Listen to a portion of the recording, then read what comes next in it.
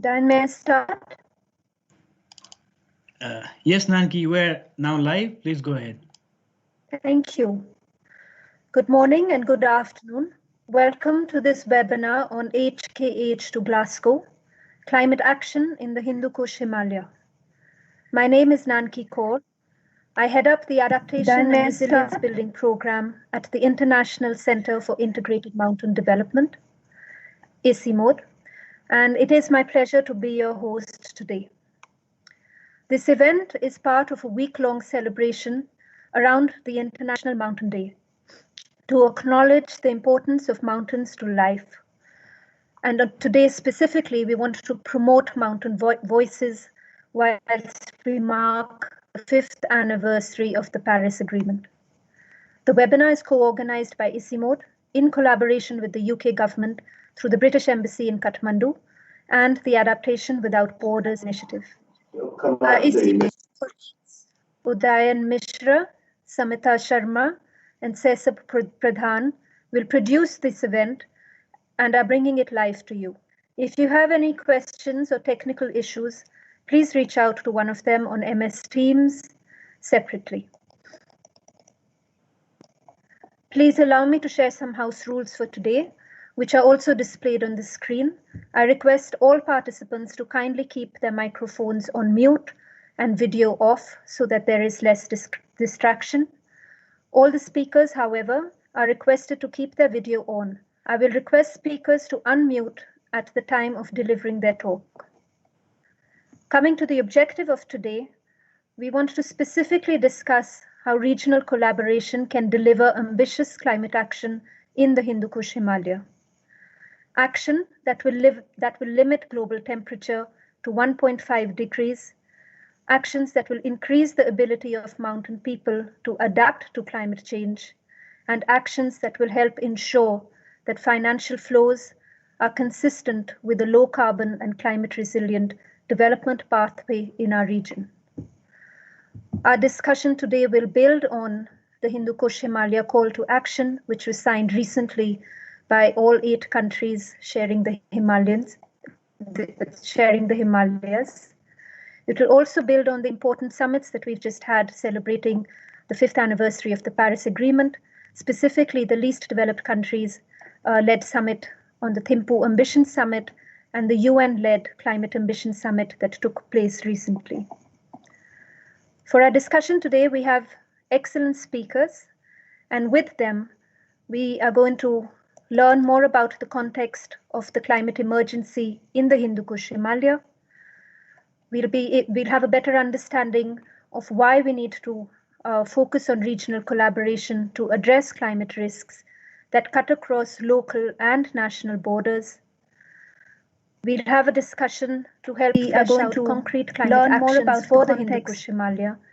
And we are also lucky to have guidance on how best to take these actions forward into COP26 at Glasgow next year. So before we begin our session, let me take this opportunity to acknowledge the presence of a special guest, the Right Honourable Anne-Marie Trevelyan, Member of Parliament from the United Kingdom. She is also the International Champion on Adaptation and Resilience for the COP26 presidency. On behalf of the organising team, may I kindly request our Director General, Pema Gemcho, to welcome her to this event. Pema, over to you. Thank you very much, Dr. Nanki Kaur, and good morning and good afternoon to everyone attending this important event to promote ambitious climate action in the Hindu Kush Himalayas. I would like to take this opportunity to especially welcome our special guest for this event, the Right Honourable Anne-Marie Trevelyan. Anne-Marie is a Member of Parliament from the United Kingdom. She was appointed as the UK International Champion on Adaptation and Resilience for the COP26 presidency on 7th November 2020. On behalf of the UK government and the UN Climate Change Conference of Parties COP26 presidency, as a champion, she leads discussions between national governments, the international community, and business on adaptation and resilience. Anne-Marie, adaptation and resilience are key for our mountain people. Today, we look forward to discussing how regional collaboration between different stakeholders in our region can deliver ambitious climate action for the Hindu Kush Himalayas. We also look forward to working with you and our regional member countries to promote ambitious climate action for the Hindu Kush Himalayas at COP26 in November 2021. And of course, we are looking forward to listen to your statement later today. Thank you very much for joining us. I would also like to acknowledge the presence of His Excellency Ken O'Flaherty, Asia Climate COP26 Regional Ambassador for Asia Pacific and South Asia, Her Excellency Nicola Pollitt, the UK Ambassador to Nepal, and Ms. Lisa Honan, the South Asia Climate Envoy for FCDO, based here at the UK Embassy. And Lisa is also chairperson of our international support group of ICIMOD. So thank you all for joining us. And I also would like to thank all my colleagues from ICIMOD for organizing this event and for joining this session. Thank you, Pema, and thank you, Anne-Marie. We are very delighted to have you with us today. It is now my pleasure to introduce our speakers and panelists for the day. You'll be hearing more for them, so we'll be quick. As keynote speakers, we have Pema Gamsyo, who's the Director General of ICIMOD. We have Rebecca Naden, Director of Global Risks and Resilience at the Overseas Development Institute, and a steering committee member of Adaptation Without Borders. We have Pradyumna Rana, who's a climate change adaptation and governance analyst at ICIMOD. And our panelists for discussion today include Nakul Chetri, Regional Program Manager at Transboundary Landscapes at ICIMOD, Ms. Rigzin Lachik, Social Entrepreneur, Co-Founder at Hathi Ladakh, founder of Dolkar, Mr. Ashan Javed, Research Fellow at the SARC Energy Center in Pakistan, Mr. Manjeet Dhakal, Head of the Least Developed Countries Support Team working with climate analytics, and Prabhakar SVRK, who's the Research Manager with the Institute for Global Environmental Strategies. You can read more about our speakers and panelists by visiting the event page for this webinar on our website. Let me extend a warm welcome to all the eminent speakers and over 100 participants from the region and beyond to this webinar. So with that, let's kick off our discussions. And to help set the context, I would like to invite Pema Gamsyo to make his keynote speech. Thank you very much, Udayan, and good afternoon, good morning again, and sorry for this slight delay. Now I'm going to be talking about what ICIMOD is doing, its role in terms of, first of all, what it's understand, and then the situation on the ground and how we are going to address climate action in the Hindu Kush Himalayas. So I'm going to be talking about why do we need a climate resilient Hindu Kush Himalaya, the need for climate resilience. Everybody knows that the Hindu Kush Himalaya is a very important global asset. It is often referred to as the third pole, the water towers of Asia, and now at ICIMOD, we refer to Hindu Kush Himalaya as the pulse of the planet. It covers nearly 4 million square kilometers, cuts across 8 countries from Afghanistan to Myanmar, and is the source for 10 major Asian river systems. Nearly 240 million people live in the mountains and hills of the Hindu Kush Himalayas, and another 1.65 people living downstream depend on the resources from the HKH. It is also, as you can see, some of the world's most populated areas. But you also realize that decisions about these mountain resources are often made outside of the mountains. Udayan, can you move as a right? Hindu Kush Himalayas is also a hotbed, if you like, of cultural diversity. Actually, I should be also in the picture, but somehow I am not there. But you can see that there are so many different cultural groups, ethnic groups, and over 1,000 living languages are recorded. Next slide. And of course, the HKH has rich biodiversity. Between 1998 and 2008, an average of 35 new species were discovered each year in the eastern Himalaya alone.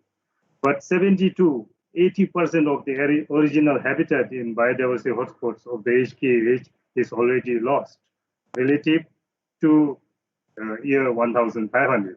And 1/4 of endemic species in Indian Himalayas could be wiped out by 2100 if you are not careful. And 60 to 85% of the rural population in the Hindu Kush Himalayas depend directly or indirectly on biodiversity for subsistence. Next. The HKH is also home to many smallholder mountain enterprises which are unique and which are niche enterprises of the Hindu Kush Himalayas. For example, yak husbandry, mountain tourism, silverthorn, and horticulture, etc. So most of the small enterprises are based on include these areas. Next one.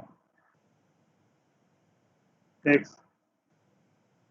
Well, when I say the Hindu Kush Himalaya has rich biodiversity, it also gives opportunity for so many products and produces that are unique to this region alone. On the right, you can see one peculiar object, which is the Chinese caterpillar or Cordyceps sinensis, and it is often referred to the Himalayan vigra. So it is a niche product of this region. And likewise, there are so many other diverse species of indigenous crops, traditional crops that are fast disappearing. And the COVID-19 pandemic has hit the mountain economy very hard, especially tourism. And of course, the women and children are particularly impacted by this pandemic. Next one. There is definitely a climate emergency in the Hindu Kush Himalayas. As we have found out that even 1.5 degrees Celsius will be too hot for the Hindu Kush Himalayas. If we don't do anything, 1/3 of our glacial mass will disappear by the end of the century. And in a 1.5 degrees centigrade world, we'll still have temperature rises up to 2 degrees. Next one.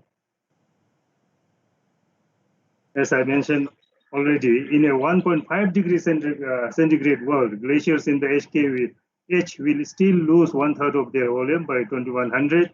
And if we don't do anything at current emission trends, 2/3 of their volume will disappear. Snow-covered areas and snow volumes are decreasing, and snow line elevations are on the rise. Next one. Disasters are increasing, both in terms of frequency and in terms of intensity. And of this, annually, we experience many events of floods. And floods constitute more than Floods are the major source of disasters and constitute 1/3 of the disasters in the region. And of course, we know that women and children are much more vulnerable and susceptible to natural disasters than men. Next one. So what are we doing about it? What actions are we going to take? I will just quickly run through that. ICIMOD, together with our partner regional member countries, put together 350 leading scientists to take stock of the situation in terms of the impact of climate change on the Hindu Kush Himalayan region. And we have confirmed that 1/3 of the glaciers in the HKH region will be lost by 2100 if we don't do anything. And we have also seen that due to climate events and other drivers, 1/3 of the population in the HKH live below poverty line, and 50% of children below 5 years suffer from malnutrition. So these are the key findings.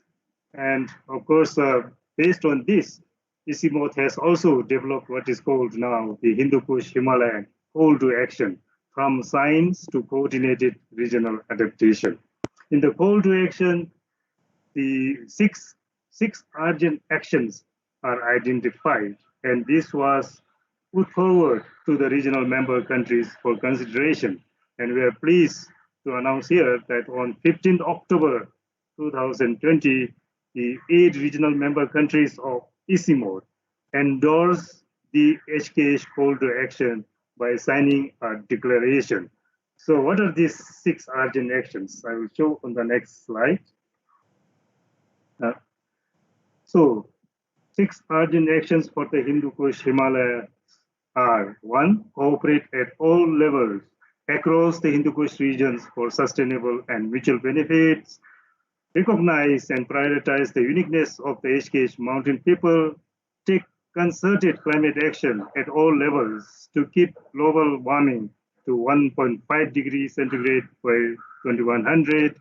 Take accelerated actions to achieve the Sustainable Development Goals and the 9 mountain priorities. Enhance ecosystem resilience and the biodiversity loss and hold biodiversity loss and land degradation. Regional data and information sharing and science and knowledge cooperation. Now, based on the findings of the pandemic outbreak this year, we have also now come forward with these actions that are urgently required for recovery, a transition from the pandemic, post-pandemic recovery. And we have also identified areas like we need to scale up social protection system. We have to promote nature-based solutions. We have to promote inclusive and climate responsive financial landscape. And we have to introduce resilient entrepreneurial ecosystem and resilient infrastructure development, and of course, promote sustainable and inclusive labor markets. Next one. So where do we go from here? We hope that we will be on our way to HKH Ambassador Summit in February 2021, after the January 2021 Climate Adaptation Summit, and then the May to June, we are planning the Sustainable Summits here, and after that, the 2021 national and regional dialogues will take place, and then between then and November 2021, we will engage in the UNFCCC engagements with different countries and so on. Okay, so next slide. So before I conclude, I would like to say that we know why the HKH is important. It is the pulse of the planet. I think everybody needs to come together to protect the pulse. We also know what is happening. We know that the snow are melting at a very fast pace. We know that glaciers are melting and disappearing. We also know that the glacier lakes are likely to burst their moraines anytime, posing danger to the people living both within and downstream. We also know that we are experiencing erratic climatic patterns. The rivers are either drying up or changing their courses. So many climate events are happening. And I think we know enough now to take action. Finally, I would like to say that I would like to conclude by asking every one of us participating in this webinar, do we have the will to go forward to take action? Do we commit ourselves to walk the talk? Thank you very much, and over to you, Nanki. Thank you, and thank you very much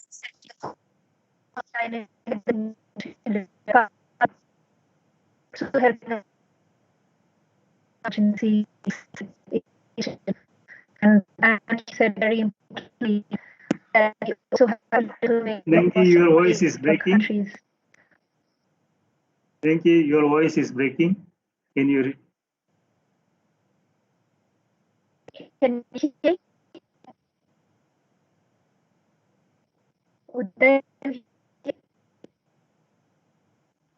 Yes, Nanki, your voice is breaking. You might want to turn your camera off. Okay, is that better? Yes. Okay. So just to say, Pema, thank you for that and for providing an overview of why the Hindu Kush Himalaya is the pulse of the planet, for also letting us know what the climate emergency looks like in our region, and importantly, highlighting that there is political commitment to promote climate action amongst all 8 countries that share the Himalayas, and it's now time to walk the talk.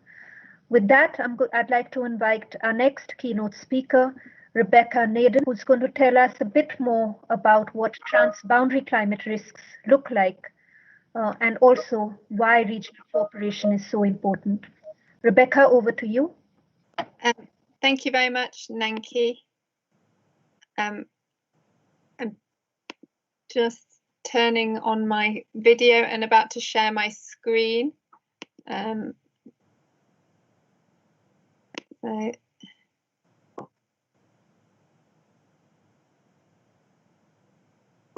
Can you see my slides? Yeah, yes, Rebecca. Yeah, you can see that. Excellent. Thank you very much, Nanki, and thank you very much, Dr. Pima, for that really excellent introduction. My name's Dr. Rebecca Naden, and I'm from the ODI, the Overseas Development Institute. I'm the Director of Global Risk there, and also the co-chair of the Adaptation Without Boarding Steering Committee, of which ICIMOD is also a partner organisation. And today I really want to make the case that if we want to be raising our ambition around resilience and adaptation, we need to start thinking a little bit how we frame adaptation. And that framing needs to be one as seeing adaptation as a global challenge and also a global public good. And also to do that, that means that we need to really start getting our heads around the next generation of climate risks, those being transboundary climate risks. So what I want to start with as well is to think a little bit about some of the challenges for adaptation action, which apply to the Hindu Kush Himalaya region and all regions around the world, is that adaptation is still sometimes seen as a failure of mitigation. And also that while mitigation happens globally, adaptation is happening locally. So therefore, it's constantly framed as this national to local concern. But as Dr. Pima said, many decisions that affect mountain regions, such as the Hindu Kush Himalaya region, are decisions taken outside. So actually, we need to think more about those international dimensions or the transboundary nature of climate risks. We need to think and acknowledge that those risks exist and therefore will help us keep framing adaptation as that global challenge. So what are transboundary climate risks? Well, just as people and goods cross borders, so do the impacts of climate change. And the Hindu Kush region is absolutely no exception, as we heard from Dr. Pima. In one of his slides, he mentioned as well about the vulnerability of the mountain supply chains to climate change. So we can think about transboundary climate risk firstly as climate impacts in one country spilling over into others. Also, though, we need to think of it as adaptation action in one country may also redistribute or increase vulnerability in another. For example, to increase irrigation by tapping a transboundary river affects a shared ecosystem and potentially shifts sensitive political dynamics across the region. Or, as we know with the climate impacts, a localized flood occurring more frequently and intensity disrupts a global supply chain, which in turn affects consumers many thousands of miles away. So therefore, we need to do more to assess these risks and build joint action to manage them, because adaptation in one country also may provide benefits in another as well. So how are transboundary climate risks transmitted? Well, there are numbers of cross-border pathways, trade, biophysical, people and finance. So just as climate risks in one country create risks and opportunities other due to cross-border connectivity, pathways and pathways, and for the same reason, adaptations in one measures in one part of the world can affect those in others. So these are the pathways by which these risks can be transmitted. So what does this mean for decision making? Well, going forward, decision makers are going to need to account for the climate impacts, not only within their borders, as the top of the diagram shows, but those transboundary climate impacts, as indicated in the bottom of the diagram.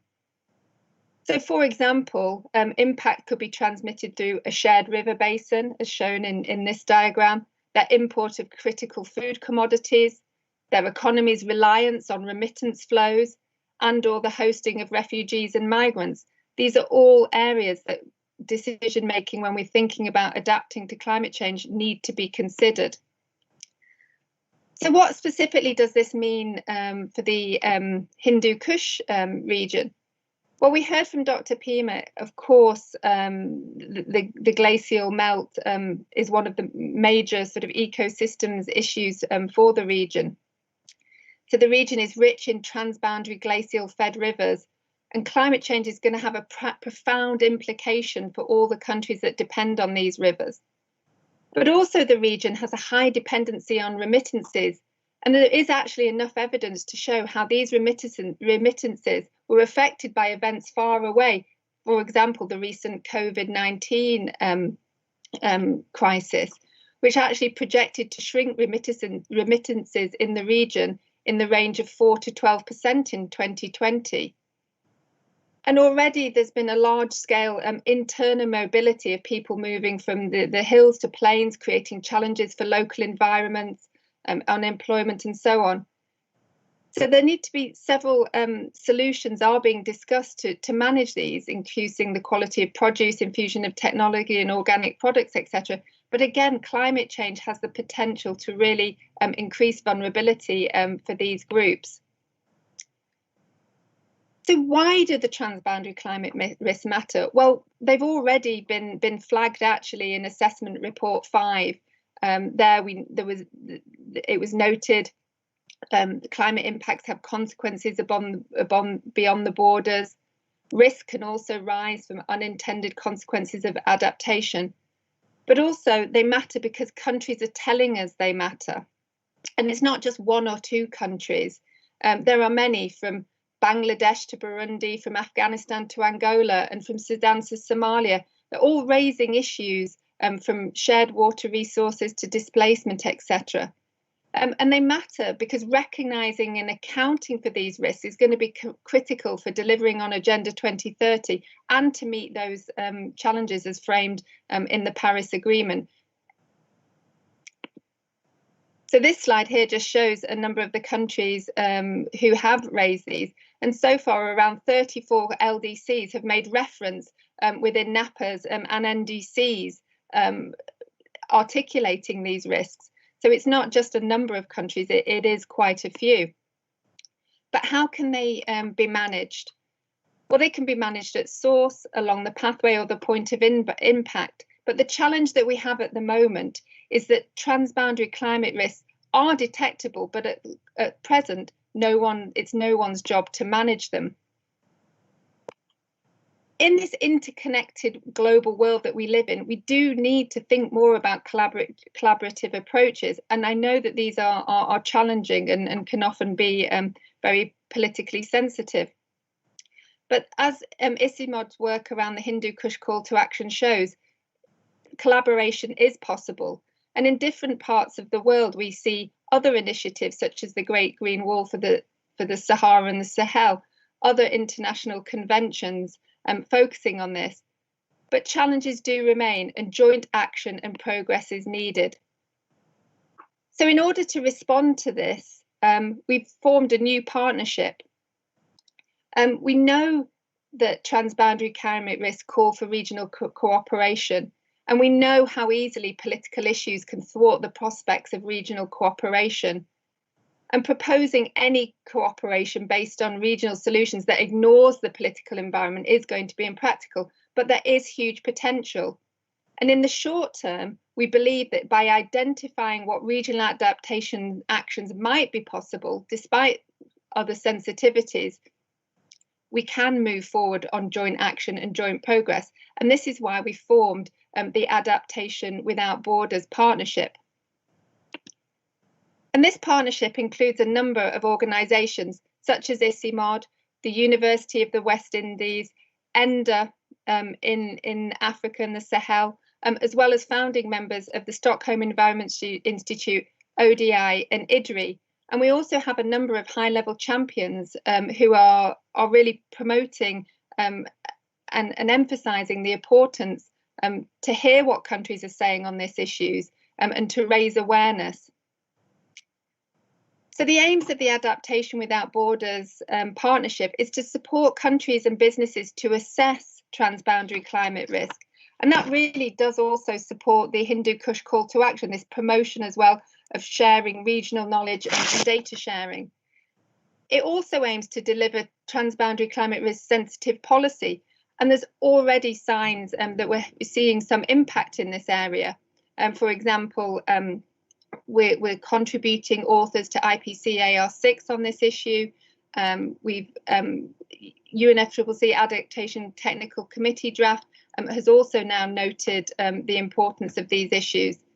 And then thirdly, we're also trying to help countries build demand and build capacity to include and account for transboundary climate risk in national adaptation plans to strengthen those resilience, and in some cases to start thinking about perhaps the need for regional adaptation plans.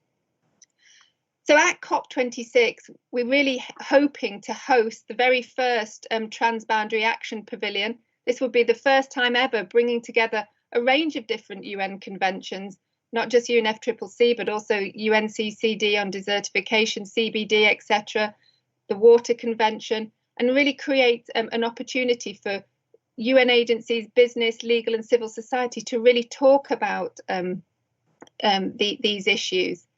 We really want to be able to support the Hindu Kush call to action and also ideally work with the COP presidency to really start to shift the narrative on adaptation, to really enable thinking to be more in tune with the interconnectivity and interdependence that climate risks impacts can drive and increase vulnerability in our interconnected world, and really help build understanding and progress to perhaps regional transboundary adaptation planning.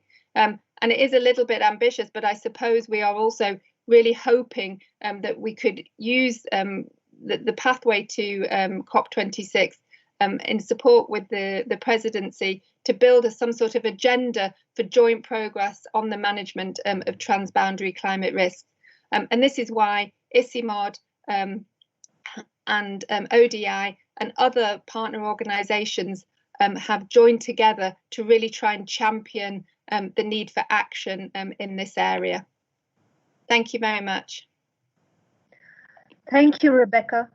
Thanks very much for putting a spotlight on transboundary climate risks and also the important issue of why we need to come together to address these risks which cut across borders and focus more on regional planning alongside national and local planning.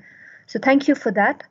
I'd like to invite our next keynote speaker, Pradyumna Rana, who's going to be taking us through to give us a better understanding of what is the status of climate action in the Hindu Kush Himalayas as of today. Pradyumna, over to you.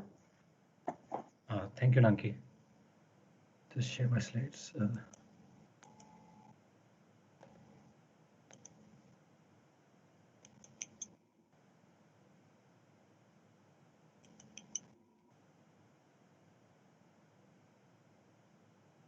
Can you see my slides?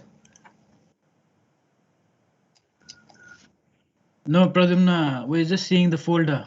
Do you want me to say the slide for you? Okay, sure. Just try again. Check.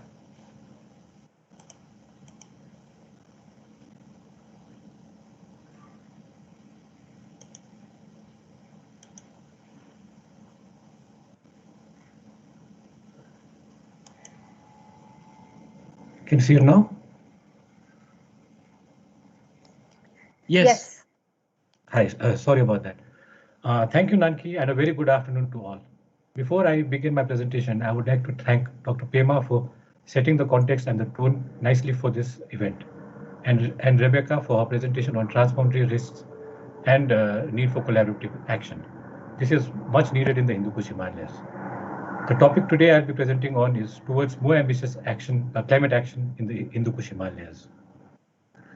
To go briefly, what I'll be speaking on is the significance of the Hindu Kush Himalayan region, the situation in the region in terms of risk and hazards, the Paris Agreement, its mitigation, adaptation, and finance goals, and finally, analysis and findings of the NDC's policy targets and climate ambition as presented by our member countries.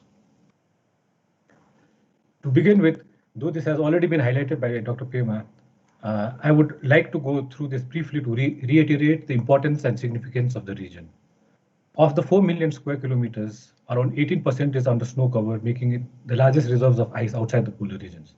In addition, the area consists of 4 global biodiversity hotspots and 330 important bird areas and biodiversity areas. As already mentioned, it is the source of 10 major Asian river systems. Similarly, the region also provides ecosystem services like food, water, and energy that directly sustain livelihoods of 240 million people living in the hills and mountains of the Hindu Kush Himalayas and to 1.6 billion people downstream. As a result, any changes in the environment and the climate will have consequences on people living in the region, but also globally. The region is already facing impacts of increase in temperature in terms of increased instances of and frequency of disasters. Higher rates of warming in the mountains will affect changes upstream water resources such as increased glacial melt and decrease in ice reserves.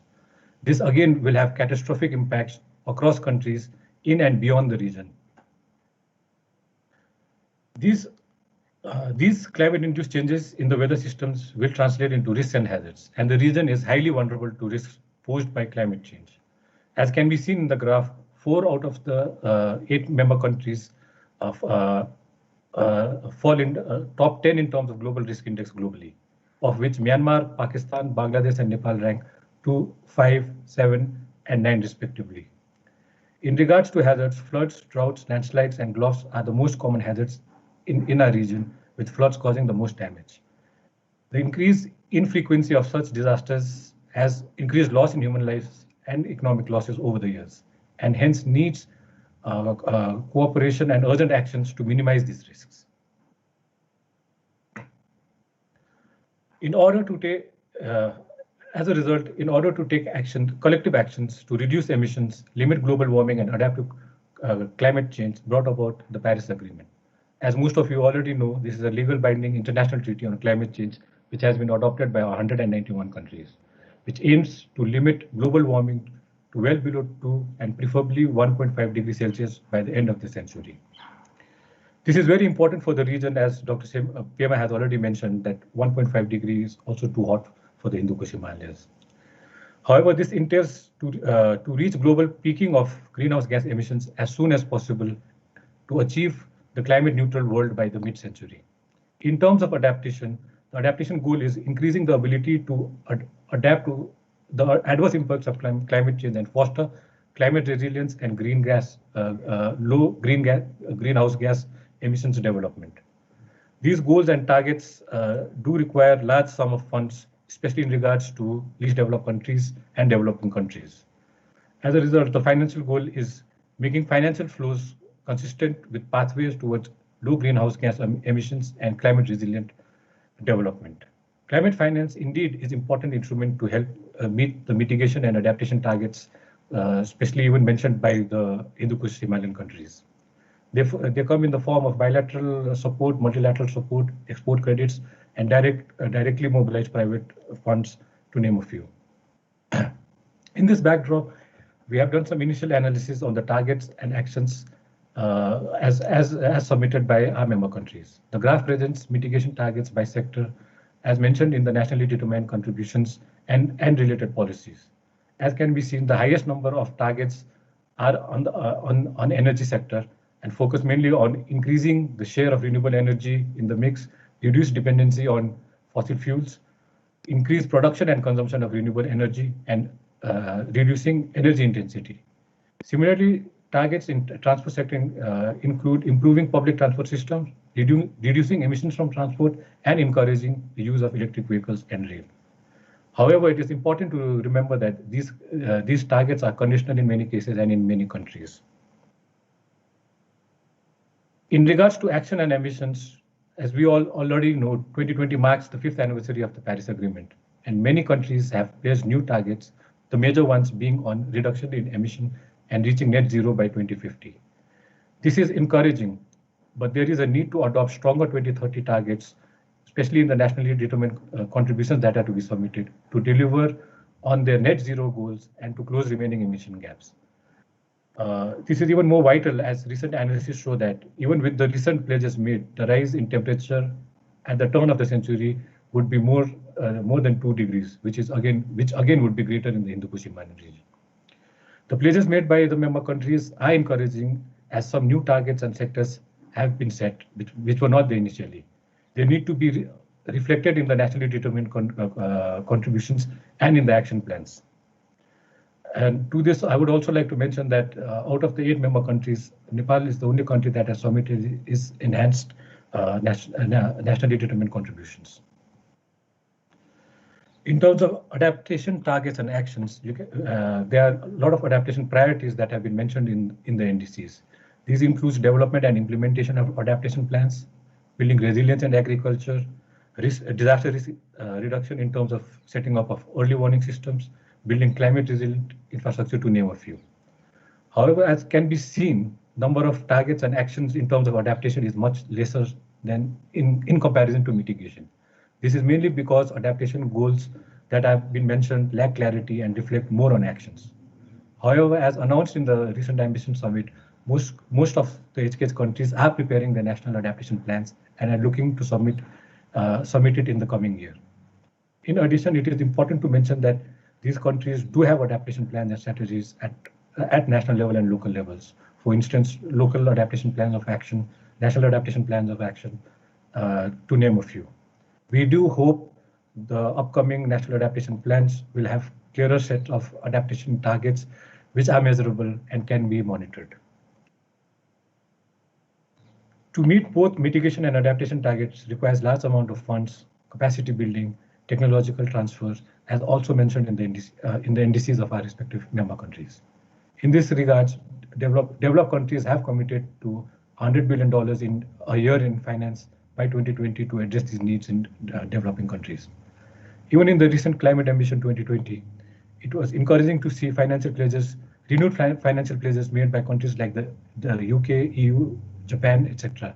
And also equally encouraging to see a lot of pledges being made by the private sector. This is very important in the context of the Hindu-Kush Himalayan countries, as can be seen that the number of conditional targets are higher than unconditional targets. More regarding climate finance will be covered in the next session. To conclude, I would like to reiterate 6 areas to strengthen the resilience and action in the Hindu-Kush Himalayas, and the HKH call to action to promote regional collaboration to address transboundary risk and deliver climate action at speed and at scale.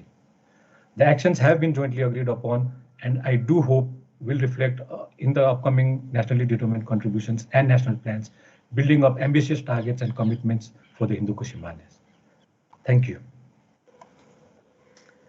Pradyumna, thank you for that and for establishing links to the important Paris Agreement, providing an overview of the status of climate action in our region, and also showing areas where we might want to focus as we move forward. Before we move forward and move to our panel session, I would like to request all our participants to provide your valuable questions or feedback in the chat box. Let me also request the speakers to respond to the relevant questions in the chat itself. That will give us a bit more time in the question and answer session. So I encourage everyone to please start sending in their questions or suggestions. Thank you. Thank you to the keynote speakers. I'd now like to move on to our panel discussion, and I'd like to invite all our panelists to join us on the screen. We are going to start in order to keep time, I'm going to move straight to Dr. Nakul Chetri. He's going to be speaking to us about one of the actions that have been identified by our countries and is also one of the global priorities for adaptation, and that's on nature-based solutions and how they will deliver ambitious climate action in the Hindu Kush Himalaya. So Nakul, welcome. Yes, shall I start? Yes, I can. Yeah, So thank you, Nanki. I think I have narrated this in three contexts. To contextualize, I'll talk about the climate risk within and outside of the region, and then followed by other aspects. So start with, I'll just reiterate, and it is quite easy for me to follow what has been already talked about. But to start with, I would like to reiterate that the Himalaya is warming at the higher rate due to elevation-dependent temperature rises as we go higher. So this is important point to be realized, as the HKH is one of the most fragile mountain ecosystems on which 1/3 of humanity depends on. Diverse ecosystems, more specifically on water. The diverse ecosystem, along with east-west, north-south, and even low and high elevation, bring rich biological diversity and huge water resources in the form of snow, glaciers, and permafrost. It is evident that the global warming is largely manifested by external factors in the East Coast region, but we need to be mindful of our own ecosystem, as about 70 to 80% of the natural forests were already lost in last century, as it has been already mentioned. The consequences are in front of us. Our news are quite evident that the frequent natural disasters such as flash floods, landslides, and also wildfire incidents are increasing.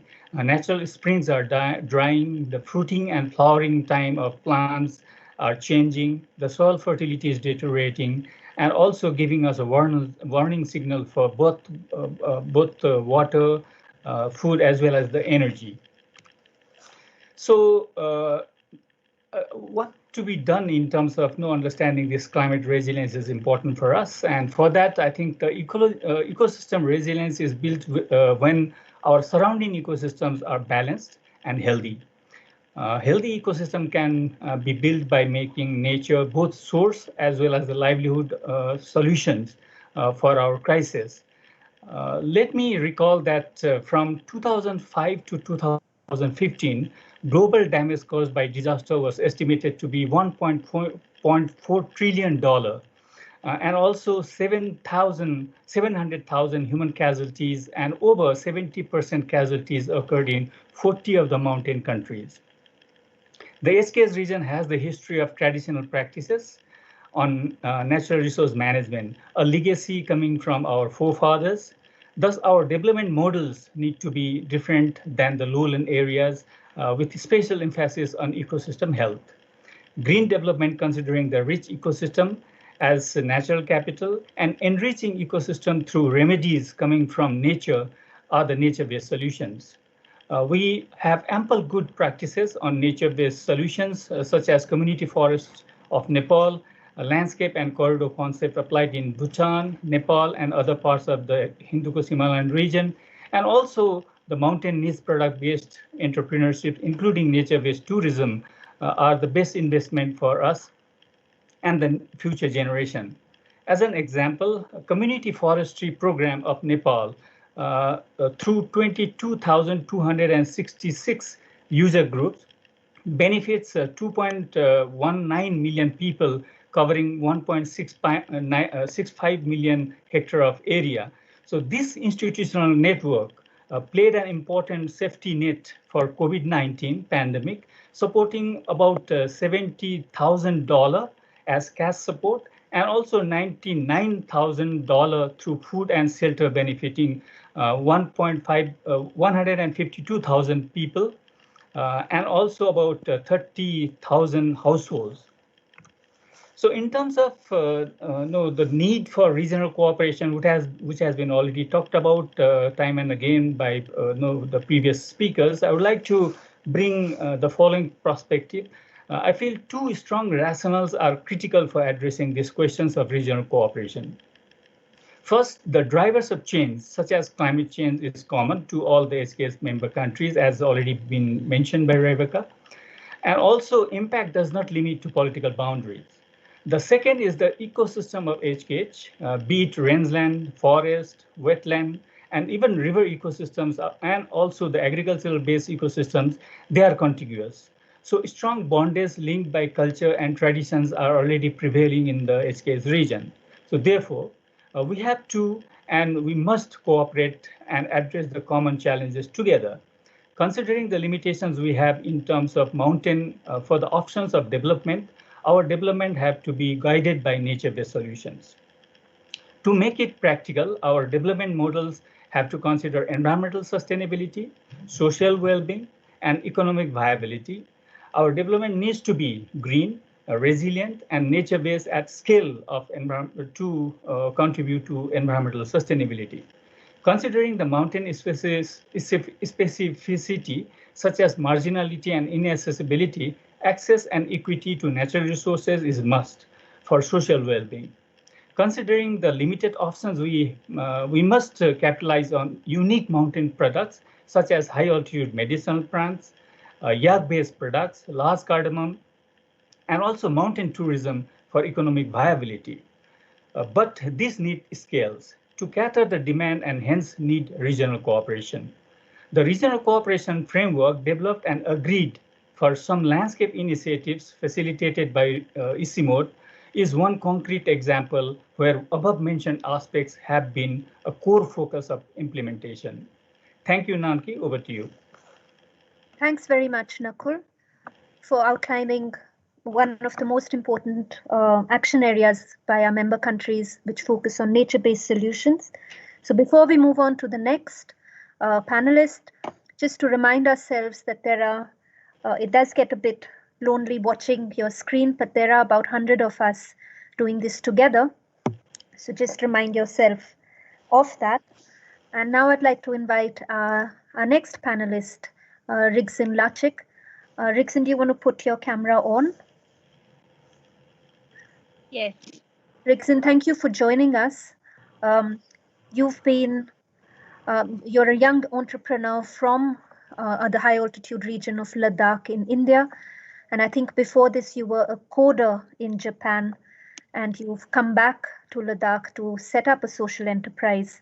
And you're engaging a lot with the administration there, and I think with the Tourism Association as well, looking at Ladakh's zero carbon development strategy. So great to have you with us. And we've got 3 questions for you. And I'd like to start with the first one, if that's okay. So Lachik, based on your experience, the first question to you is, how do you think climate change impacts mountain enterprises or tourism enterprises? Thank you, Nanki, for that question. Firstly, I would like to begin answering that question with how tourism impacts climate change. Globally, tourism accounts for 8% of the greenhouse gas emissions. Transport-related emissions contribute to 5% of all man-made emissions, and they're only increasing. The number of tourists traveling across borders is expected to rise to 1.8 billion a year by 2030, according to UNWTO's predictions. At the same time, tourism is a major industry that is susceptible to the overall adverse effects of climate change on destinations as well as businesses. While the world's attention is on dealing with the COVID-19 pandemic, climate change remains a greater existential threat to vulnerable regions like the Hindu Kush Himalaya that are highly dependent on weather-sensitive sectors like tourism. Climate change threatens the existence of natural resources, flora and fauna, food resources, and also in turn has implications on cultures and heritage. The Hindu Kush Himalaya region is already facing the impacts of the ongoing climate change consequences, such as glacial lake outbursts, glacier floods, and glacier melting.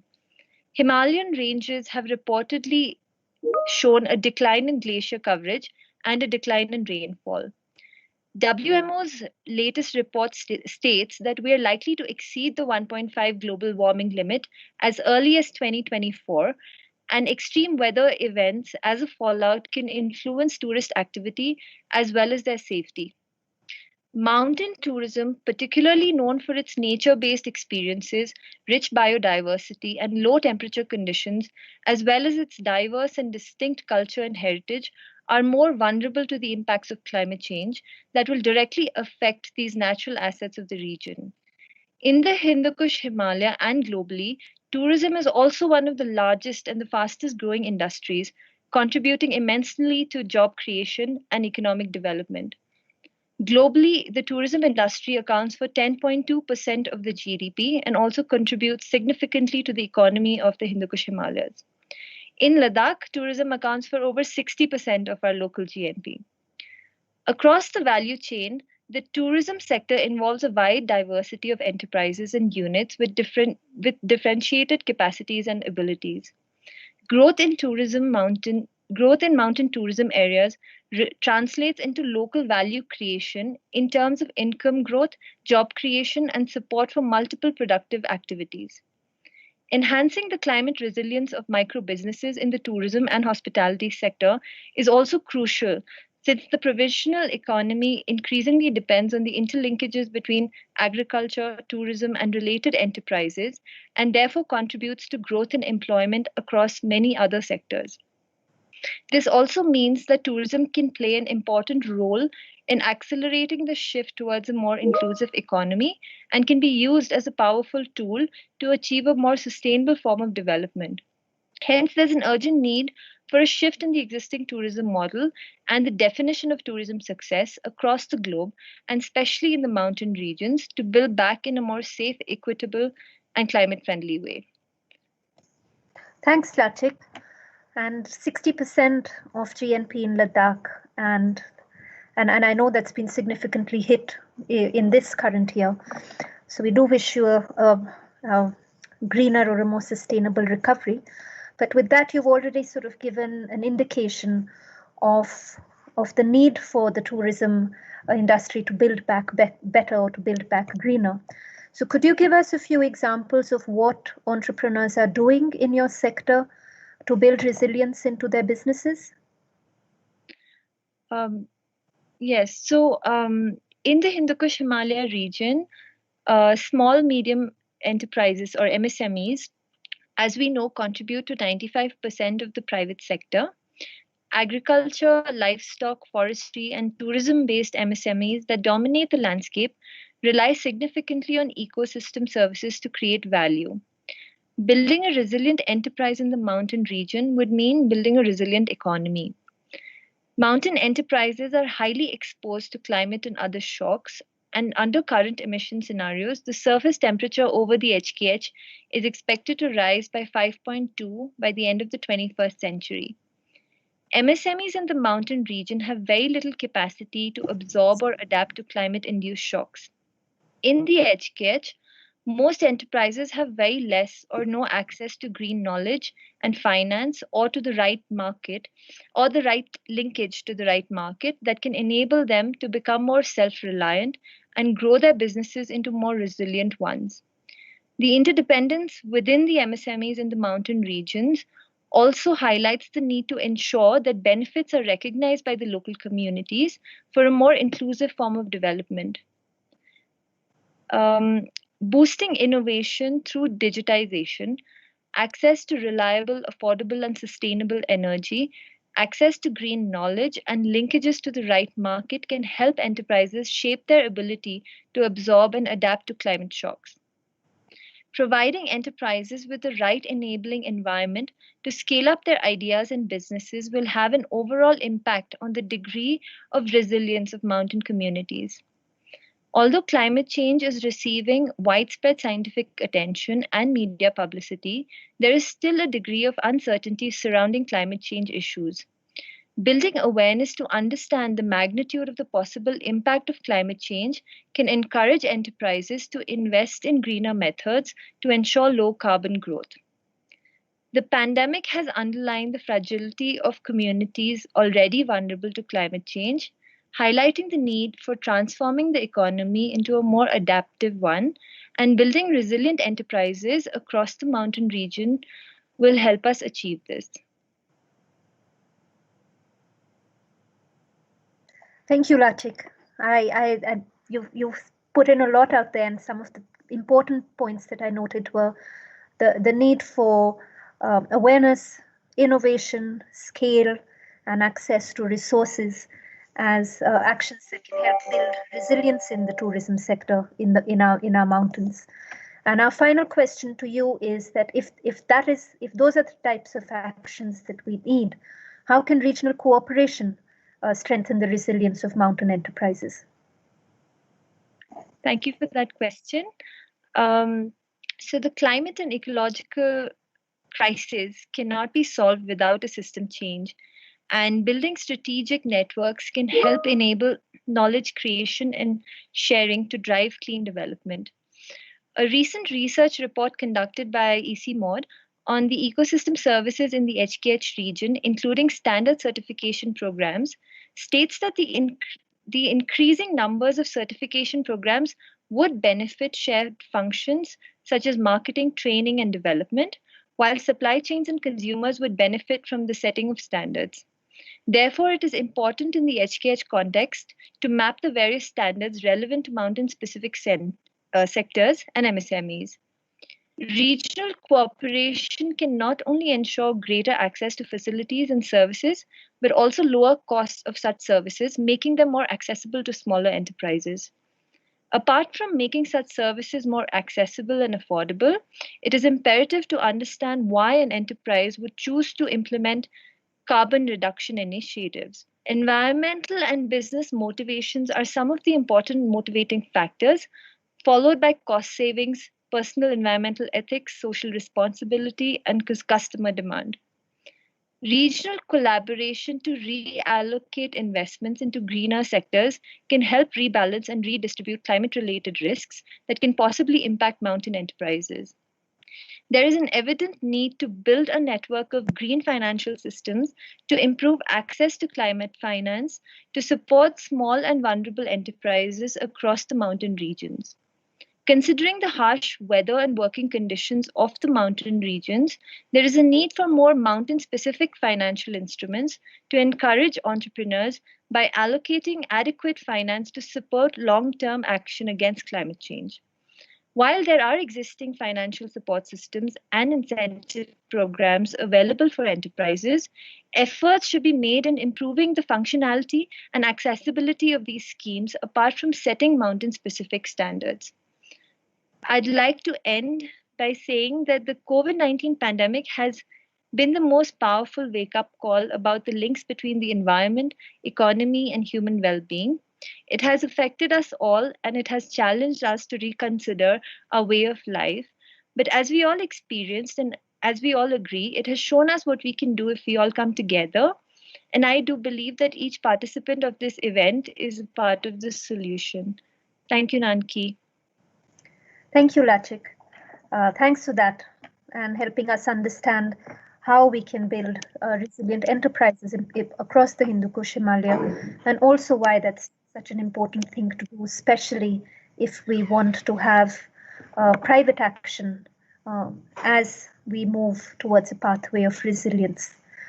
I'm going to now invite our next panelist, who's Ahsan Javed from the SARC Energy Center. Ahsan, do you want to put on your camera? And he's going to talk to us about another action area, which if you saw in Pradyumna's slide set, is something that is prioritized by all our member countries, and that is very much a focus on creating resilient infrastructure. Now, there are lots of areas where you can focus on infrastructure.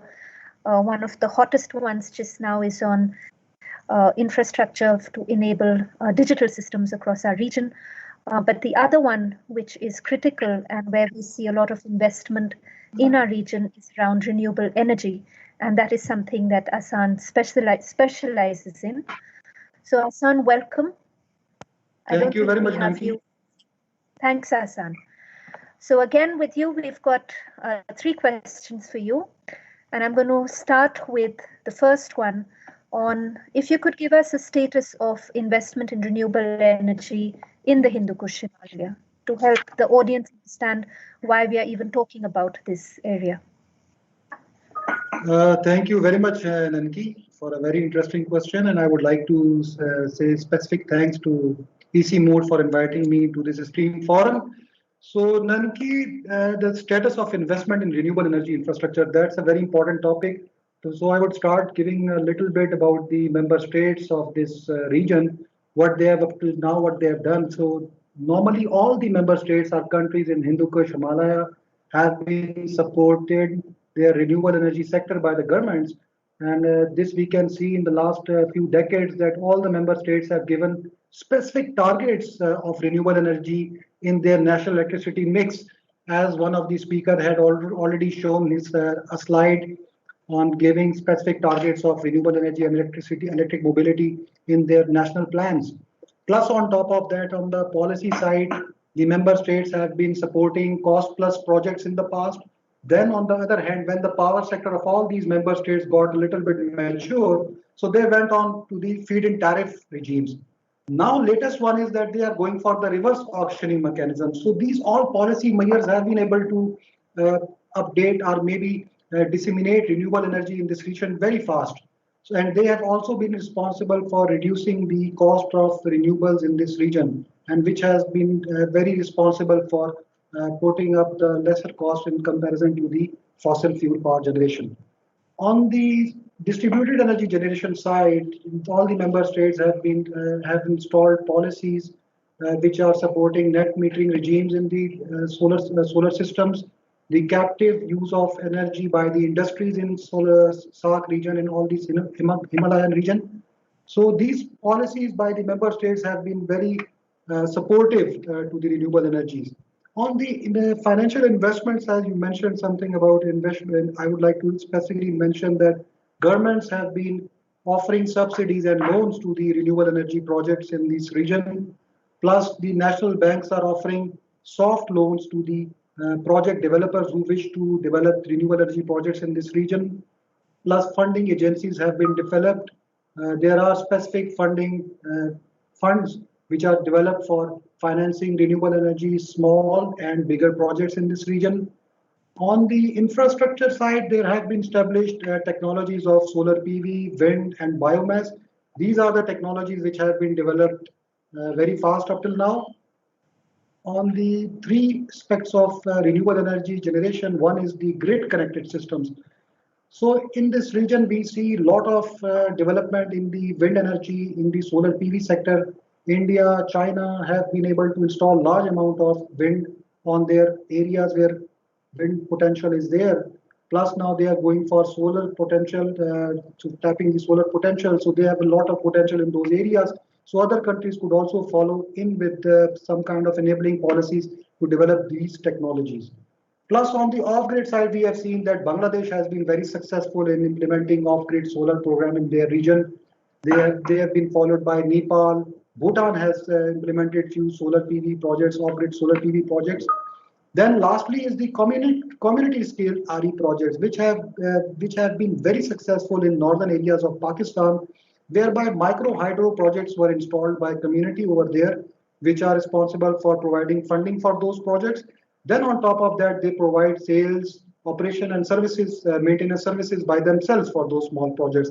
And those projects are providing energy services to very small villages, to very small community, and they are building the projects themselves, maintaining the projects themselves. So this is also a very good example of renewable energy infrastructure being developed in these regions, and other countries could also learn from these projects. On the transmission lines and the grid substation side, they have been established for evacuating the RE on-grid power from the generation side to the demand centers. So this is overall synopsis of the infrastructure and the policy sides of renewable energy in this whole region. I told you he's the right person to have. He has a lot of knowledge in this area. But Aslan, thank you for that. Just setting the scene of why renewable energy is important. You've outlined that there is a policy direction in this area. There is investment going into it.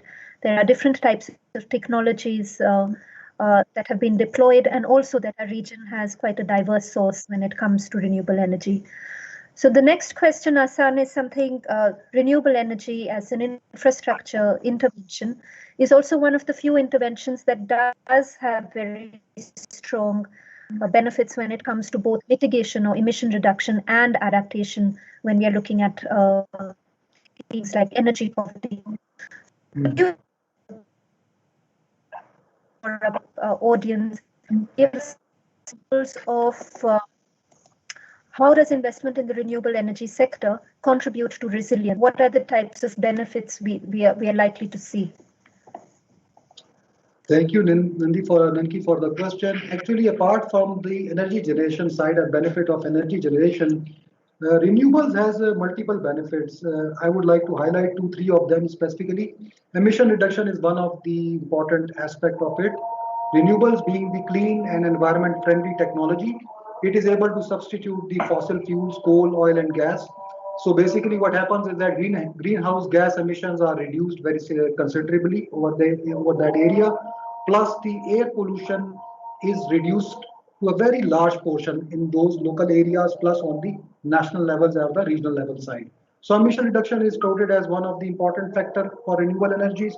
Plus, economic growth and green jobs are being created. Economic growth in a sense that since with the start of this renewable energy businesses and this infrastructure development, local jobs are created for developing those wind turbines or wind farms and those solar PV farms which are developed. So local jobs are created on the on-grid side.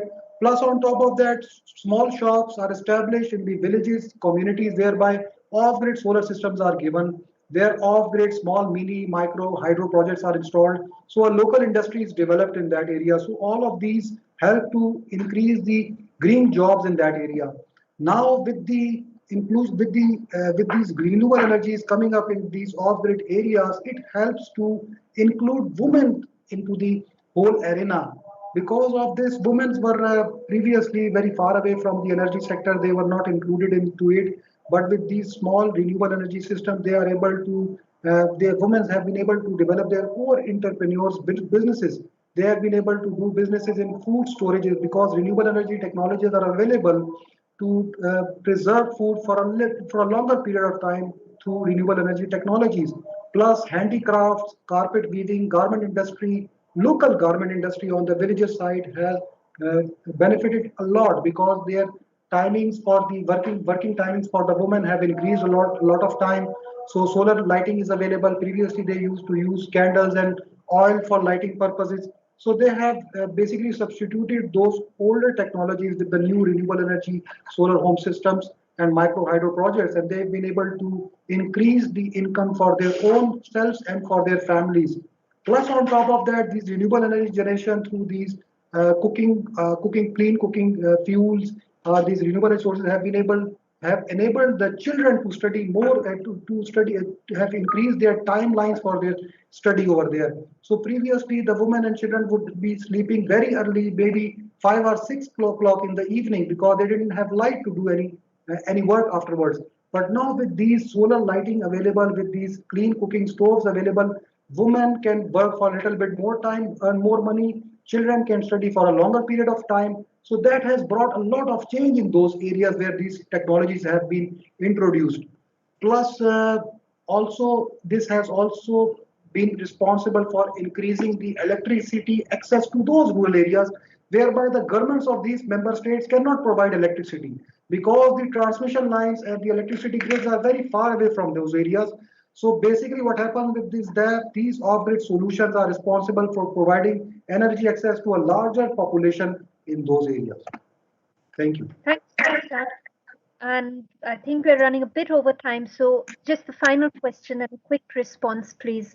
But this is the all-important question as well, specifically for renewable energy. How can regional cooperation ensure that we support this transition towards renewable energy? Will it help speed up the transition? Will it help scale up the transition? So what can regional cooperation do in this area?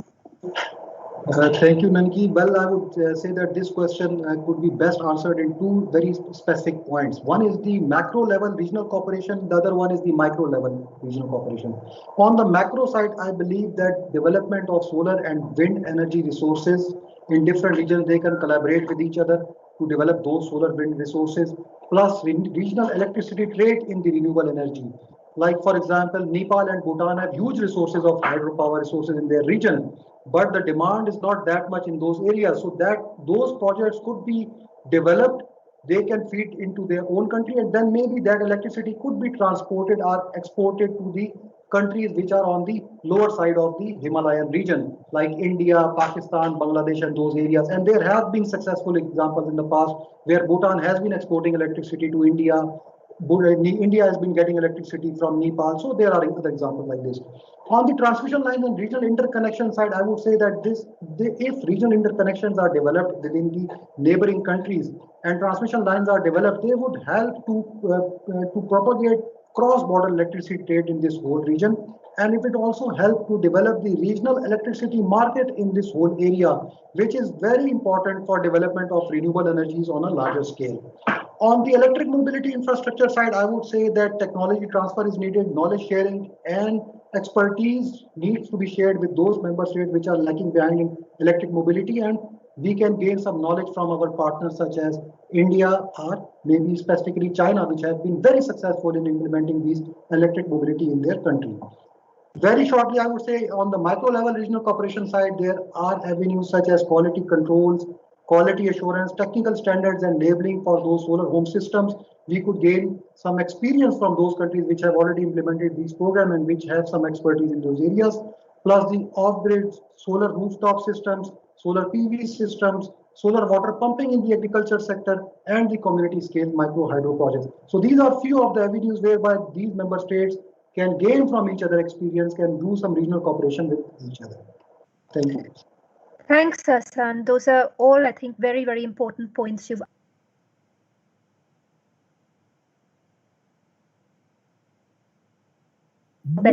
better trade in renewable energy across the region. It can also support learning so that there's faster uptake across the region, technology transfer, and an important area that you highlighted was to ensure quality control when we are talking about to help with the uptake of renewable energy solutions. So thank you for that, Hassan. Thank you for joining us. I'd now like to move over or invite our next speaker, Manjeet Dhakkar, who is head of the Least Developing Countries Support Team with Climate Analytics. And Manjeet, I think amongst us, you're also one of the few people who is very clued into what's happening with the climate change negotiations. And congratulations to the work that you're doing with your team in the very successful Thimphu Ambition Summit. And also you're from Nepal, and that's one of the first countries in our region that has submitted an enhanced NDC. So no better person to check in on what's happening in one of the most important action areas, that's climate finance. So Manjeet, welcome to the panel. Yep, thank you, Nanki, and thank ICIMOD and the partner for the invitation. So Manjeet, I'm going to get straight into the question. I think the first one that a lot of us are very keen to learn more about, we've just heard that many countries have communicated their climate actions and ambitions in the last week or so. So within those, what are our countries saying specifically when it comes to ensuring that financial flows are consistent with a climate resilient and low carbon development pathway?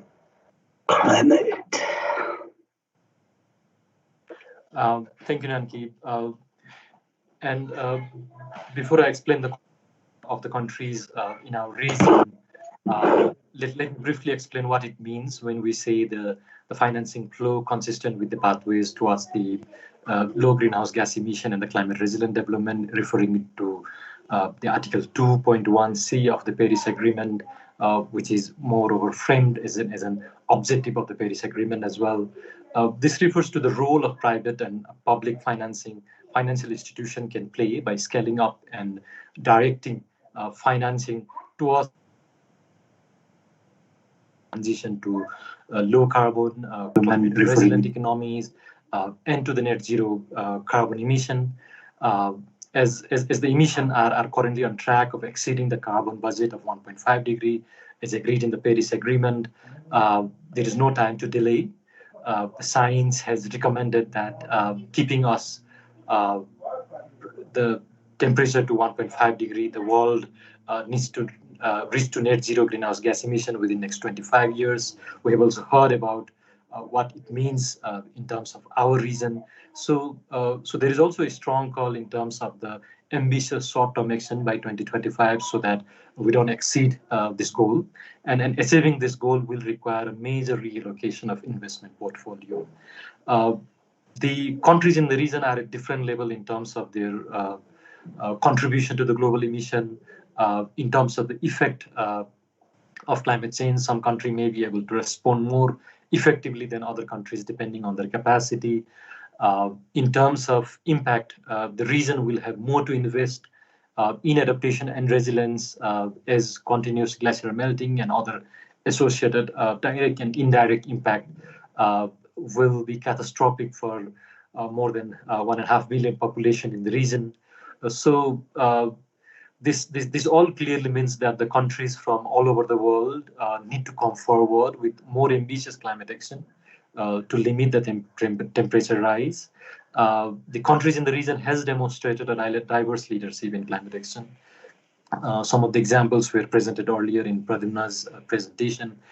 For example, India's ambitious initiative in terms of renewable energy, China announcement in terms of peaking the emission before 2030 and reaching a carbon neutrality by 2060, including many technology breakthrough in electric vehicles and other. Bangladesh has been a leader on innovations and implementing climate change adaptation initiative. Pakistan recent announcement to end the construction of the new coal power plant and also asking other countries to do the same is an exemplary initiative to ensure that financial flow are consistent with the low carbon development pathways. As it has been presented earlier, Bhutan and Nepal, despite of the vulnerabilities, has set an ambitious targets to maintain the forest cover in the country, as well as the production of the clean and renewable energy. There are also other examples from Nepal in terms of local adaptation action, Kalapa. Myanmar, one of the countries in the region, has been planning to update the NDC by the end of this year with an increased share of renewable energy, as well as reducing the net emission from the forestry sector. So this all clearly shows that the countries in the region are taking leadership and making attempts to ensure that the financial flow are consistent with the climate resilient and the low carbon development pathways. However, there are also room for improvements and much to be done. For example, coal still dominates as an energy source in the region. Much work is required to shift towards a cleaner energy, particularly the transportation sector. The institutional investor divesting from the fossil fuel investment to other portfolio is key. Engaging the wider range of stakeholders that includes public, private, the non-state actor in mobilization of finance has been difficult. I think which has to be more work has to be done there. And finally, the strengthening the local and the national institution capacity to manage and deliver the support so that support reaches to the people in the need are challenging. So I think there are some exemplary initiatives. There are work to be done. Yeah. Thanks, Manjeet. And that's a good overview of some of sort of changing the demand side of where money is flowing by setting the priorities of more resilient or greener options. Manjeet, the second question, could you also give us very quickly a few examples of what our countries are already doing to ensure that from the supply side, the financial flows are more consistent with these low carbon or climate resilient actions that they've outlined? Yeah, in terms of the actions that countries are taking to manage, to ensure that the financial flow are consistent with the low carbon and climate resilient, there has been some initiative at the national level by countries in the region. I can take few examples, like for example, Bangladesh has an innovative way of climate fund management at domestic level. It has two funds, Bangladesh Climate Change Trust Fund, a resource entirely from the government's budget, Bangladesh Climate Change Resilient Fund, that consists of the fund placed by the donor countries. These two funds has a differing governance and a management arrangement, but both are meant to support the implementation of Bangladesh Climate Change Action Plan. To support this further for this fiscal year recently, out of the total allocation, 7.55% of total national budget was climate resilient, was climate relevant for Bangladesh. So lesson from establishing such running such funds can potentially guide financing mechanism and strengthening institution for mobilization and delivery of climate finance and climate action for other countries in the region. If we take an example of Nepal, the government has introduced a climate change budget coding tools to tag budget climate resilient and projects at the national budget.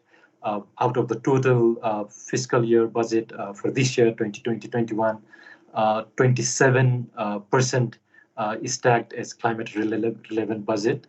And if we see the way when this budget code was established, it has been the budget allocation for the climate change has been increasing over time. The same practice has also now started at the provincial level. So this budget code has helped prioritize and track climate change related funding flow to the different sectors as well as different ministries are what the allocation is. In terms of, if I take an example of Pakistan, the total federal expenditure on climate change was estimated to be around 5.8 to 7.6% of the total public expenditure. The National Climate Change Policy of Bangladesh also has a provision to establish Pakistan Climate Change Fund for financing climate change related projects. Afghanistan, one among the few countries in the region with an extreme vulnerability, who has clearly articulated financing needs in their NDC, both for adaptation and mitigation. So as I mentioned earlier, there is much to be done to ensure that the financial flow are consistent with the pathways towards a low greenhouse gas emission and the climate resilient development pathways. However, these examples provides a best collection of initiative by countries in the region that could be replicated to one another and build on further. Thanks, Manjeet. And I think those are really important, what you've outlined, that our countries are doing things at the national level, whether it's setting up climate funds or climate fiscal frameworks that are then improving allocation towards low carbon and climate resilient activities, and also helping track where the finance is going, where it's going and who it's going to. So in this space, like you said, there are interesting examples happening at the country level. Is there anything that we can do from a regional level to actually enhance these actions, or to ensure that financial flows are consistent with these objectives? Yeah, I think that's key and extremely important as well. It has been shared by the previous panelists.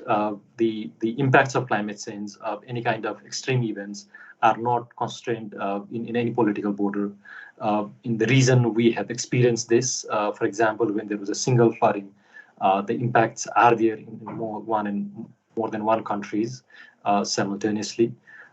It is also important to have a collaboration among countries at all levels, at the planning and the preparedness level for immediate response after disaster, or undertaking the post-disaster activities as well. On the mitigation front, the countries can work together in removing the fossil fuel subsidies, institutional investor divesting from the fossil fuel investment in their portfolio, or the phase out of the coal and other fossil fuel, promote clean technology, which can be worked further with collaboration. The cross-border impact of climate change and opportunities divesting investment from the fossil fuel all signifies the importance of institutional arrangement to prepare for and address such issues in a holistic manner, as well as a mandate to involve and mobilize stakeholders cross-border. Political will is key. The greater support are also required to build a technical understanding as well as the institutional capacity. The regional financing mechanism can also help sharing and managing the financial burden of responding to climate-induced disaster and other opportunities that comes from reducing emission.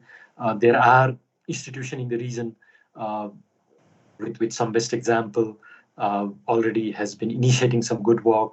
The SARC Trust Fund and a lot of other examples like the regional insurance risk pooling. It will also be important for countries to broaden their outreach to promote innovative financing models, including the co-financing from and contribution from the private sector, the non-governmental resources such as philanthropic actors, insurance, and the other institutional investor. So I think all this provides a clear example and also the opportunities that countries can gain having a collaboration across the border, and the regional collaboration can provide a conducive environment for such climate responsive financing investment. Manjeet, thank you very, very much. I think that was a set of very concrete examples from you, and obviously drawing on the rich experience that you have. Thank you for joining us today. And I'd also like to request all the speakers to please check the chat box. There are lots of questions coming in, and if you could please respond using the chat box, since we have been running a bit over time. So please, participants, do send in your questions, and speakers, please do keep checking the chat box and responding. I'd now like to invite our last speaker in this panel, Prabhakar SVRK from the Institute for Global Environmental Strategies. Prabhakar, welcome. You've got rich experience of looking at regional collaboration, and if you could please talk us through how what we should focus on when we are talking about regional cooperation, or what types of mechanisms can actually help achieve the goal of regional collaboration. Over to you. Yeah, thank you very much, Nanki, for giving this opportunity. Really appreciate this. You asked me to talk about concrete actions and mechanisms for regional cooperation. But while I was going through the HKH call for action, I thought the region has already identified several concrete actions for regional cooperation to enhance the sustainability and in general, and climate change adaptation in specific. But I thought probably the risk communication and regional adaptation planning is one thing that has not received much attention in the ongoing discourse. So I thought of spending some time on these two subjects. So going forward, what we think is that we need to break certain barriers in order to address any transboundary climate risks in the HKH region. And these important barriers are recognition that adaptation is a local priority. Until now, the national governments have been drawing national adaptation plans based on nationally determined risks and impacts and even vulnerabilities, not looking into the source of these vulnerabilities, whether they are coming from transboundary or beyond the borders of these individual countries. So we need to break the understanding that adaptation has to remain local. Even though we implement the adaptation at the local level, we need to see that the information basis based on which adaptation plans are drawn comes beyond those local borders. That is one barrier that we need to break. The second one is the way that we are conducting the risk assessments currently.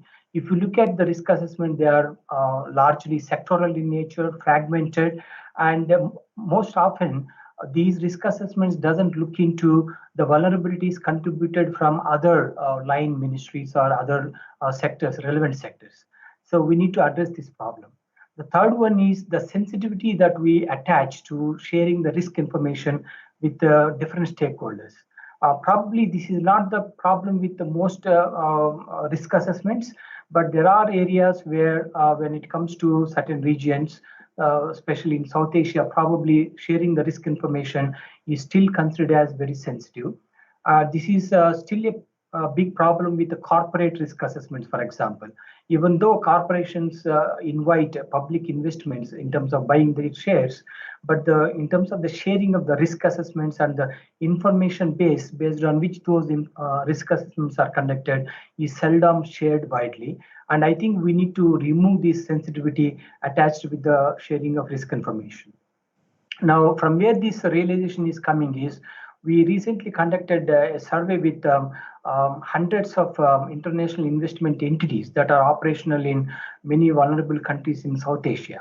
And we realized that a large number of investment entities, they are willing to invest in vulnerable locations, but they don't have appropriate risk information available to them to design and manage their investments. But still they are doing the investments for basically two reasons. One is they want to catch these expanding new markets. And also they are faced with saturation in other developed markets. So either they expand into these vulnerable locations or otherwise perish. That's the main driving force for these investments. So when we asked some of these entities whether they fully have the risk information with them, those who said that they have conducted risk assessments, they soon realized that their risk assessments are not so much reliable. Soon after they enter into these emerging markets, they realize that a lot of risk assessments they conduct are far from being reliable to them, and they stuck with those investments. So the point here is that unless otherwise the risks that are locally relevant for these investments, talking in terms of the external investments, or even for climate change adaptation driven by national governments or local stakeholders, this information has to be widely made available to all the stakeholders without any barriers. Now, the second point that I want to make here is we need to look at the regional cooperation scheme for addressing any climate change transboundary risks. For example, the question is, why do we need to look into regional scale? Why not at the local level? If you look at the simple case of a transboundary river, no, you can always divide the entire course of the river as upstream and downstream countries. If the downstream countries wants to adapt to any water related risks in their countries, they would have to depend on the information that is coming from upstream countries. For example, what kind of development is happening, what kind of degradation is taking place there, what kind of rainfall pattern is happening in the upstreams, so that they can understand the river flow patterns in the downstream. So in absence of this information, you can see that how irrelevant any adaptation planning that the downstream countries would take. So this itself makes a very solid case that such kind of planning would have to rely upon information coming from the regional sources. So keeping this in view, what we are proposing now is to initiate what is called HKH, Regional Cooperation for Adaptation Planning, in brief HRCAP. Now, this is a kind of mechanism that we are proposing to initiate a collective effort of HKH countries on the regional scale for regional adaptation planning. Now, HRCAP will enable the countries to tap the technological resources or technical resources that individual countries have, and also the financial resources that individual countries may not be able to access in absence of such kind of cooperation. And more importantly, we see that that kind of cooperation will lead into what is called a self-help among the South-South cooperation or among the South Asian countries itself. So probably the first step is to establish a some kind of secretariat which can be hosted either within the SAARC or ICIMOD that will coordinate various actions that needs to be implemented under this adaptation planning. This is the overall scheme that we are thinking for the HKH region. Now, if you look at the national context, national adaptation plans are not fully developed in most of these HKH countries. Of course, we have NAPAs and we have national communications, but these two processes are very fragmented and they don't really provide a very unified picture of the national adaptation plan. So definitely the countries would have to develop NAPs And this is the right time to think about the regional adaptation plan. And we think that such a regional adaptation plan will not be kind of a replacement for the national adaptation plans, but it's a kind of complementation of the regional national adaptation plans, in a way that each of these national and regional adaptation plans will strengthen each other, but don't supersede each other. That is the number one point to be understood. The second one is any regional cooperation for such kind of regional adaptation plan would have to adhere to at least 4 principles. The number one principle is understanding the national priorities of individual countries. It is not because the regional countries are cooperating on a regional basis that they would have to forego the national priorities. So the regional priorities not necessarily have to supersede the national priorities. There have to be some kind of middle ground have to be identified through negotiations and the technical or research process. The second one is there have to be agreement on what kind of actions that the countries can take under the national adaptation planning, and that kind of agreement can be taken up. And thirdly, the countries would have to commit certain resources, either it is in terms of the technical resources or financial resources, or even other kind of resources, or tapping international resources would have to be decided, or it should be part of the cooperation principle. And finally, there have to be a complementarity between the national adaptation planning and regional adaptation planning. For example, if the regional risk assessments indicates that certain actions have to be taken by certain countries individually, the countries should be able to comply to those requirements and implement those specific actions within their boundaries. And so that those specific actions would have to be incorporated into national actions as well as sub-national adaptation plannings. For example, if it requires certain urban centers to follow certain water saving practices, those kind of practices would have to be implemented at those levels. So those are the 4 principles that countries would have to agree as a part of this regional cooperation. Now, what is the specific steps that we are recommending for regional adaptation planning? Yeah. Also conclude soon, please. Yes, please. Yeah, I'm just almost final here. So what we are suggesting is that we start the regional adaptation planning by characterizing and agreeing the regional natural resources and other resource flows that the countries are dependent upon, and mapping these interdependencies. For example, which countries are dependent on what natural resources and to what extent. And that will be actually determine the adaptation benefit sharing among the countries, because they are to that extent they are dependent on these resources. And we could further go on to conduct the specific risk assessments and develop the regional and national adaptation goals. So once we have these goals can be implemented through appropriate institutional setup, monitoring and evaluation. So we think that going forward with this HKH call for action, probably there is a lot of scope for implementing this kind of regional adaptation planning going forward. Thank you very much. Thanks very much, Prabhakar. And I know our next guest needs to leave at 5 o'clock sharp. So I'm going to move straight over to you. And I'd like to welcome our special guest, the Right Honourable Anne-Marie Trevelyan, Member of Parliament from the United Kingdom. Anne-Marie, would you like to put on your video, please?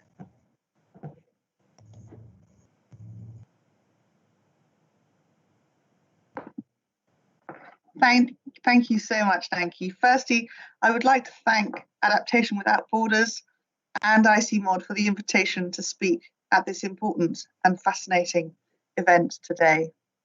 As the COP26 International Champion on Adaptation and Resilience, I am acutely aware of the vulnerabilities facing the Himalayas and the need for action to address them.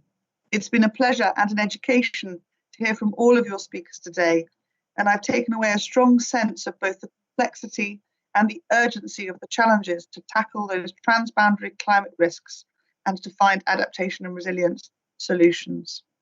At a global level, 100 million people are at risk of being pushed into poverty by climate change by 2030, and the COVID-19 pandemic has highlighted the need for resilience for us all, and that we must be prepared in ways that we have never considered before. Adaptation costs in developing countries are expected to be between 140 billion US dollars and 300 billion annually by 2030. So in my role, I therefore have three priorities for COP26. To drive on the ground on adaptation, action which therefore minimises loss and damage, to increase the amount of, and importantly, access to finance for adaptation and resilience, and to reduce the risks from those climate-related disasters by tracking risks and preparing better, and ensuring that finance is available to prepare and to respond. So to do this, I am listening to the countries most affected, like the 8 of the Hindu Kush Himalaya, to better understand your needs and to find the tools to turn political commitments into action on the ground. I am acutely aware that we cannot rely on government action alone. We need to drive support and action on A&R from civil society and increasingly the private sector. That is why I am so pleased to amplify the work of key adaptation and resilience initiatives, such as Adaptation Without Borders and the HKH call to action to mobilise support. Action in the HKH is so obviously needed. The Himalayas melting glaciers are a globally recognised symbol of the impacts of unchecked climate change. ICIMOD's own work shows that with no action, 2/3 of the Himalayas glaciers would disappear by 2020 as temperatures rise at up to twice the rate of lower altitudes. This glacial retreat has already created over 100 glacial lakes in the AKH, and lakes that are putting communities downstream and across the region at risk from glacial lake outburst floods. These floods used to be rare, but recent estimates predict they will regularly occur at least once a year now. Less dramatic perhaps, but no less important, are the impacts on the monsoon and the consequent river flow patterns across the AKH. Increasingly erratic rainfall with more intense storms are already having a direct impact on agriculture and landslides for the 240 million people who live in the mountains and hills. And more rain is also having an impact on the more than 1.6 billion people who live downstream and rely on the water of the Himalayas for their survival. At the same time, those rising temperatures are threatening the fragile ecosystems that make the Himalayas one of the world's most important biodiversity hotspots. I was shocked by the statistics which Dr. Pema shared with us at the start of the webinar. Challenge from invasive species and new diseases are also threatening the existence of iconic and precious species like the snow leopard and the red panda, and threats to so many equally important plants and animals, perhaps which don't have such attention, upon which mountain ecosystems and ultimately mountain communities and businesses depend. So we must find ways to support the funding to tackle these urgent risks. Public climate finance, although important, cannot meet all the adaptation needs of the vulnerable in areas like the AKH. The UK is committed to providing its share, and the UK's Prime Minister Boris Johnson has doubled UK commitments to international climate finance spending to 11.6 billion between 2021 and 25. But we need to multiply this figure by working with partner governments and the private sector across the region, not just in the more obvious investments of green and resilient infrastructure and disaster risk reduction, but also in risk transfer solutions like insurance to cover unexpected losses and focus markets on developing solutions that make a difference to new climate challenges. So I strongly support today's focus on the role of resilient businesses, businesses that adapt new approaches, agriculture, tourism, energy, and financial services to make mountain firms resilient, future-proof, and profitable. Characteristics that will also make them investable and unlock the growing markets for green investment that can provide the kickstart for green recovery and job creation across the Hindu Kush Himalayas. I am personally committed to taking your messages on adaptation and resilience from the AKH to COP26, and I will be pushing for increased regional cooperation on these issues. Having listened to today's discussions, key messages I will take away for COP26 are: regional cooperation on nature-based solutions can both protect the Himalayas' biodiversity and tourism, whilst also reducing the impact of climate change and climate-related disasters. But mountain enterprises are critical to the green economy and the recovery, and they need access to investment to create employment and share resilience technology and business models across the HKH. Investments in resilient and low carbon infrastructure can create jobs now and link mountain economies to create sustainable and resilient markets at scale. Access to finance needs to be an integral part of the adaptation response to accelerate investment in regional resilience. But what is lacking are the sustainable business models to mobilize resources at scale for the HKH. So I believe that we have the opportunity and there is the will to make a real difference to climate resilient development in the HKH. I want us to work together to define clear, ambitious and transformative commitments for the HKH in time for the Global Centre on Adaptation's Climate Adaptation Summit in January as the next concrete step on the road to Glasgow. So thank you again, and I look forward to working with all of you in the coming year. In the meantime, please keep yourselves and your families safe. Thank you. Anne-Marie, thank you very much. Those were very, very clear statements and encouragement. And thank you for taking our message forward. And as the Resilience and Adaptation Ambassador, these are key agendas for us. So thank you very much. You have another 6 minutes with us, I think. So we'll take advantage of that. We would like a group photograph, but before that, I'd like to invite Pema to give a vote of thanks to all our speakers. Pema, would you like to put your video on, please? Thank you very much. First of all, I would again like to thank Right Honorable Anne-Marie for that very inspiring speech. I think we can feel your passion, your commitment, and your dedication to this role. And for ICIMOD, this is very crucial for the Hindu Kush Himalayan region. For the 8 member countries, it is very crucial for us to on the road to Glasgow and beyond. And I think you have aptly captured all the essences, all the messages that have been conveyed by the different panelists, in terms of the need for urgent actions, in terms of the emergency situation that is prevalent here due to climate change, in terms of the need for solutions, nature-based solutions, and so on. So we feel truly inspired and motivated to work even harder to to address all these challenges. So thank you very much, Right Honorable Anne-Marie, and I hope that we can continue this dialogue forward. I would also like to thank all the panelists, those who touched on tourism, what resilience means, what green nature-based solutions mean for tourism. The energy, renewable energy is very, very important.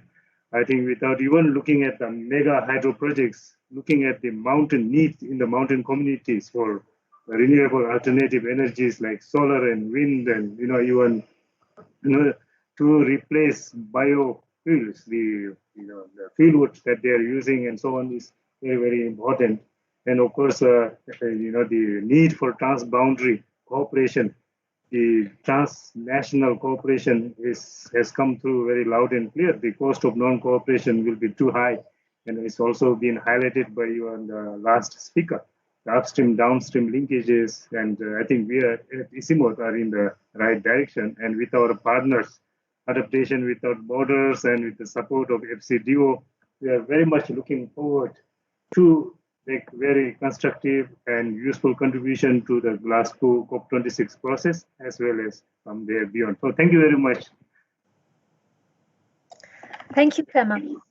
Could I please request all the speakers and everybody who's helped put this event together to turn their cameras on? And I think Udayan will take a group photograph.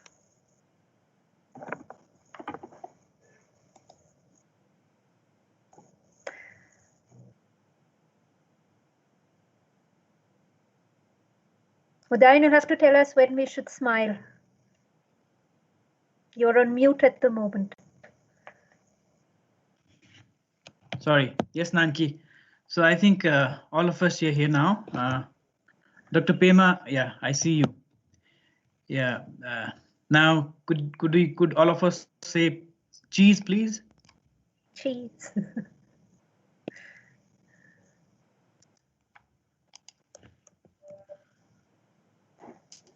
Thank you, Nanki.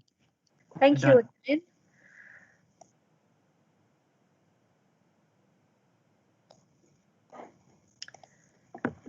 All right then. I'm sorry we didn't have a round of live question and answers, but I think the chat box has been very active. But with that, we've got 2 minutes left, and I'd like to conclude our event today. It brings us to the end of today's webinar. I would like to thank all the speakers and participants for your active engagement.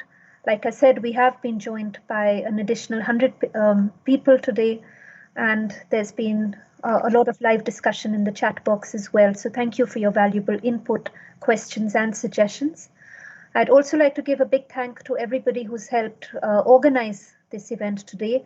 We've got Simon, Laura, Kate, and Utsav from the British government, Katie, Richard, Sylvia from SEI and ODI, and all the ICIMOD colleagues who were introduced previously. We look forward to working with all of you next year. It is an important year for climate action. This is a very important decade for climate action. We must get it right. If not now, it really is a situation, it will be never. So look forward to the next year, all recharged. And with that, I would like to close this webinar with our best wishes for your continued good health and well-being. Please connect with us through our social media, our web, and our digital platforms. So look forward to the next year. Stay safe, all recharged. See you in the new year. And thank you. With that, I would like to close this webinar with our best wishes for your continued good health and well-being. Please connect with us now on our social media, our web, and our digital platforms. So look forward to the next year. Stay safe, all recharged. See you in the new year. And thank you. With that, I would like to close this webinar with our best wishes for your continued good health and well-being. Please connect with us now on our social media, our web, and our digital platforms. Thank you, Dr. Pema. Thank you, everyone. Stay safe, all recharged. See you in the new year. And thank you. With that,